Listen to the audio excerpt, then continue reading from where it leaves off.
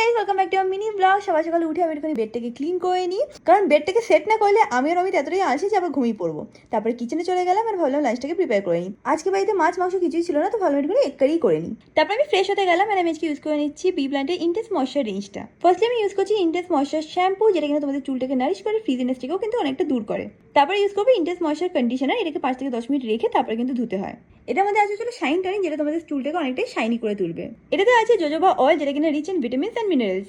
Also আছে vitamin E, যেটা hydrate করে তোমাদের চুলটাকে। Products are available on Amazon, Nykaa, Flipkart. আমি নিচে কিন্তু প্রোডাক্টগুলোকে ট্যাগ করে দেবো। আমার কাছে একটা কুপন কোড আছে, সেটা ইউজ করে তোমরা যদি পারচেস করো তাহলে পেয়ে যাবে এক্সট্রা ডিসকাউন্ট।